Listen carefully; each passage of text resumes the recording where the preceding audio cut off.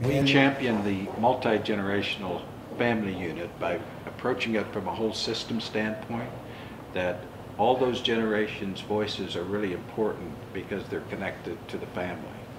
And that our work is to align to those voices, and our strength and uniqueness is the multi-generational advisory group, which opens the door for them to feel safe and to feel like they can connect and relate to some of the experiences that each of us have had on our journey. From the perspective of the elders generation, it's a really important piece of the health of the system in terms of how important it is to be able to transform as an elder from the doing and from having the answers to being able to support, to nurture, to really share the wisdom and the stories that have emerged within the system over their lifetime. So they play a really vital role in helping to hold the system so the next generations can make their mistakes and learn and draw from them.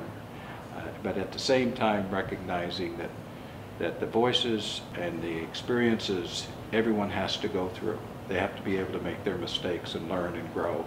And many times they'll do things that are much better than what the elder generation in today's world of fast speed technology and so forth than they could ever do. From the baby boomer perspective, it's important to remember that every family business, the genesis of that business is in the dream of the founding generation. That dream that's become materialized into a business, very successful, and subsequent generations that come along are often very involved in sort of stewarding that founding dream. Sooner or later comes a time where the dreams of that next generation may begin to rub against that original dream.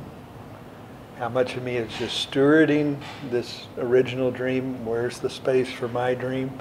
That becomes a big conversation at some point, that how do we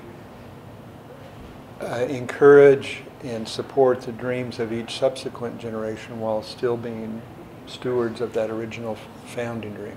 Important to honor what previous generations have brought and built, but also important for the next generation to kind of re-entrepreneur, re-envision what it is that the business is, what's going to be sustainable for the future, but also what's going to work for them. Each generation, whether it's our multi-generational advisory firm or any of our clients, that common thread and rope are those values and shared beliefs that you'll hang on to from generation to generation, because each generation honors those or they wouldn't be there.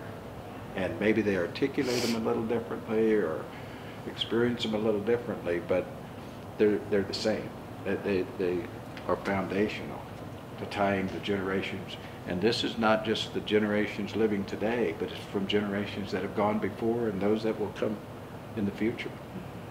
So there's a poem that we often reference by William Stafford. The poem's called The Way It Is. And it, as the poets do, it really speaks to kind of these universal truths. It goes like this. There's a thread you follow. It goes among things that change, but it doesn't change. People wonder about what you're pursuing, but it's hard for others to see. While you hold it, you can't get lost. People suffer, tragedies happen, and people die. And you suffer and get old. Nothing you do can stop time's unfolding. You don't ever let go of the thread.